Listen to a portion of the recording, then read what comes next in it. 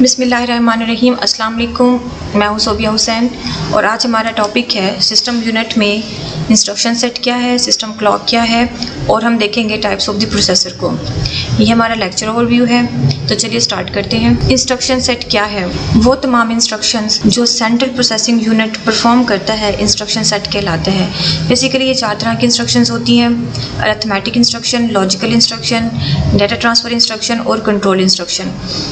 Arithmetic instruction में क्या होता है कि जो अरिथमेटिक ऑपरेशन जैसे कि प्लस माइनस डिवीजन सब्ट्रैक्शन, ये सारे ऑपरेशंस परफॉर्म किए जाते हैं। जबकि लॉजिकल इंस्ट्रक्शन में लॉजिकल ऑपरेशंस परफॉर्म किए जाते हैं, यानी कि 2 डाटा वैल्यूज का कंपैरिजन किया जाता है। पॉसिबल जो कंपैरिजन हो सकती हैं उसमें ग्रेटर देन है, इक्वल टू है और लेस देन होता है। ये इंस्ट्रक्शन सेंट्रल प्रोसेसिंग यूनिट के अरिथमेटिक एंड लॉजिकल यूनिट के जरिए परफॉर्म करवाई जाती हैं। नेक्स्ट है data transfer instruction. Data transfer instruction computer के एक कंपोनेंट से दूसरे कंपोनेंट की तरफ डाटा ट्रांसफर करने को डाटा ट्रांसफर इंस्ट्रक्शन कहते हैं और इसको आईओ इंस्ट्रक्शन भी कहते हैं, क्योंकि इसमें माउस कीबोर्ड डिवाइसेस वगैरह भी इस्तेमाल किए जाते हैं। यानी माउस और कीबोर्ड से इनपुट किया जाने वाला डाटा फर्दर प्रोसेसिंग के लिए भेजा जाता है। नेक्स्ट है कंट्रोल ट्रांसफर इंस्ट्रक्शन।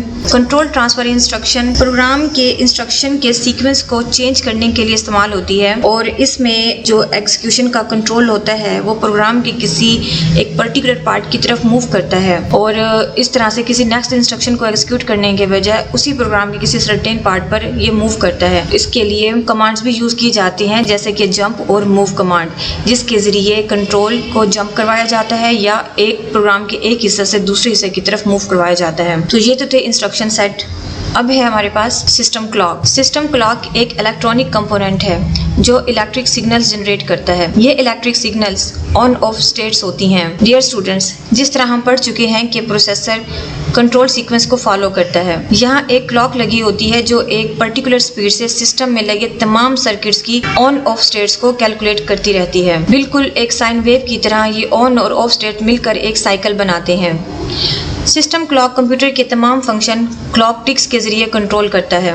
हर क्लॉक टिक में नंबर ऑफ साइकिल्स यानी कि सर्किट्स ऑन ऑफ होते हैं। जितनी तेज़ी से सिस्टम में लगे तमाम सर्किट्स ऑन ऑफ होंगे उतनी ही सिस्टम की क्लॉक टिक्स बढ़ेंगी। इन्हीं क्लॉक टिक्स से सीपीयू की स्पीड चेक की जाती है, जिसे क्लॉक साइकिल भी कहते हैं। तो क्लॉक स्पीड या क्लॉक रेट फिर क्या हुआ? यानी क्लॉक की वो स्पीड जिसमें एक सीपीयू इंस्ट्रक्शन को एग्जीक्यूट करता है वो क्लॉक स्पीड कहलाती है। प्रोसेसर की स्पीड को मेगाहर्ट्ज एंड गीगाहर्ट्ज में मेजर किया जाता है। हर्ट्ज का मतलब है मशीन साइकिल पर सेकंड और मेगाहर्ट्ज का मतलब मिलियन साइकिल्स पर सेकंड और गीगाहर्ट्ज मतलब बिलियन साइकिल्स पर सेकंड। मिसाल के तौर पर 3.0 gigahertz processor 3 billion machine cycles पर सेकंड वर्क करता है। अब देखते हैं कि सीपीयू की पावर क्या है। वो स्पीड जिसमें सीपीयू डाटा को प्रोसेस करता है वो सीपीयू की पावर कहलाती है। वैसे तो बहुत से फैक्टर्स हैं जिनकी वजह से सीपीयू की स्पीड इफेक्ट होती है, उनमें से एक फैक्टर सिस्टम क्लॉक भी है। ऐसा सीपीयू जिसकी क्लॉक स्पीड हाई है वो ज्यादा से ज्यादा इंस्ट्रक्शन को एक सेकंड में प्रोसेस कर सकता है, एज कम्पेयर टू वो सीपीयू जिसकी क्लॉक स्पीड लो है।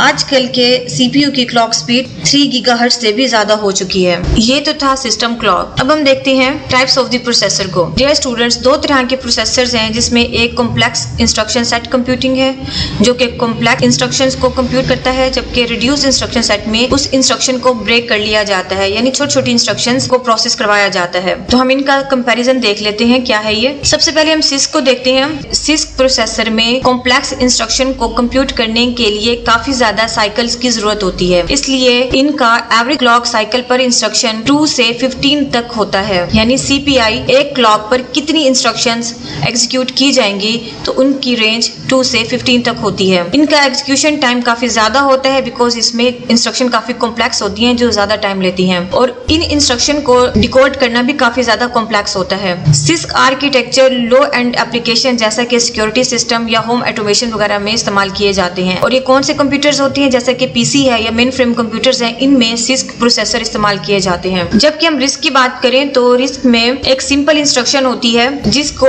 एग्जीक्यूट करने के लिए एक क्लॉक साइकिल भी काफी है। जिसकी वजह से इनका क्लॉक साइकिल पर इंस्ट्रक्शन यानी CPI 1.5 होता है। एग्जीक्यूशन टाइम बहुत ज़्यादा कम हो जाता है, प्रोसेसिंग स्पीड फास्ट हो जाती है और इंस्ट्रक्शन की डिकोडिंग करना भी काफ़ी सिंपल होता है। रिस्क आर्किटेक्चर प्रोसेसर्स होते हैं वो हाई एंड एप्लीकेशन जैसा कि वीडियो प्रोसेसिंग में, टेलीकम्युनिकेशन में और इमेज प्रोसेसिंग वगैरह में इस्तेमाल किए जाते हैं और ये वर्क स्टेशन में ज़्यादातर इस्तेमाल होते हैं जहाँ पे इंस्ट्रक्शन को ब्रेक करके छोटे छोटे इंस्ट्रक्शन में रिड्यूस करके फिर उसे प्रोसेस करवाया जाता है, जिससे इसका टाइम कम हो जाता है और प्रोसेसिंग स्पीड फास्ट होती है। रिस्क का instruction execution time 10 time faster होता है as compare to CISC processor के। जी स्टूडेंट्स, ये तो था आज का लेक्चर। अब हम इस लेक्चर की एक समरी कर लेते हैं। जैसे कि आज हमने देखा कि इंस्ट्रक्शन सेट क्या होता है।